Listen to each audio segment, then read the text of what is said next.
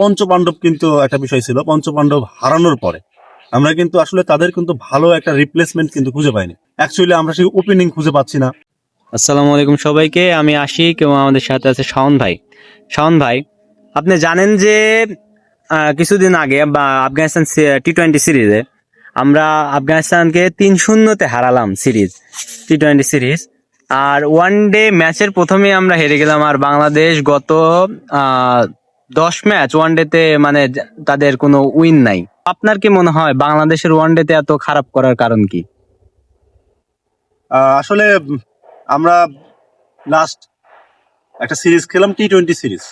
এই টি-20 সিরিজ খেলার পরে আমাদের প্রথম ম্যাচ ওয়ান ডেতে আসলে আমরা জানি বাংলাদেশ কিন্তু টেস্ট, টি-20 এবং ওয়ানডে এই তিনটা ফরম্যাটের মধ্যে সব থেকে মানে ভালো যে ফরম্যাটটাকে পছন্দ করে নিয়ে খেলতে পছন্দ করে সেটা হচ্ছে ওডিআই ফরম্যাট।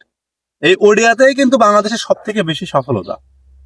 কিন্তু আপনি প্রশ্ন করলেন যে আসলে ওডিআই কেন আমরা এত খারাপ খেলতেছি। লাস্ট 10 ম্যাচেও আমাদের আসলে সেরকম কোনো পারফরমেন্স আমরা দিতে পারিনি। আমাদের উইনি পারফরমেন্স কিন্তু খুবই খারাপ।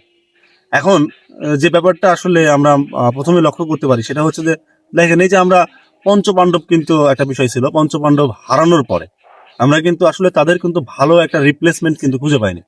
তামিম ইকবাল যেমন একটা টপ অর্ডার ব্যাটসম্যান ছিল, ওপেনিং শুরু করতো। অ্যাকচুয়ালি আমরা সেই ওপেনিং খুঁজে পাচ্ছি না। এরপরে আপনি মিডল অর্ডারে যদি মাহমুদুল্লাহ রিয়াদ, মুশফিকুর রহিমের কথা বলেন, সাকিব আল হাসানের কথা বলেন, গ্রেট অলরাউন্ডার, তিনি অফ আছে।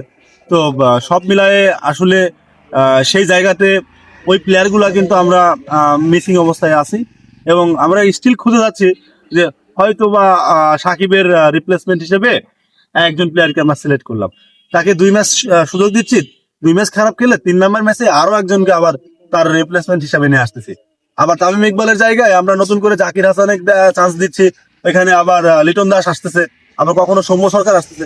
এই যে যে আপনার মানে প্লেয়ার যে সার্চিং, মানে আমরা যে খুঁজেই যাচ্ছি, এই খুঁজে যাওয়ার কারণে এখনো আমরা কিন্তু সেই সেরা একাদশটা খুঁজে পাইনি। আফগানিস্তান তাদের ভালো একটা টিম নিয়ে তারা খেলতেছে। আর সবচেয়ে বড় কথা যে প্লেয়ার খুঁজে না পাওয়ার কারণে কিন্তু আমরা মূলত লাস্টের যে 10টা ম্যাচ, এই 10টা ম্যাচে কিন্তু ম্যাচ রেজাল্ট অনেক খারাপ হয়েছে আমাদের।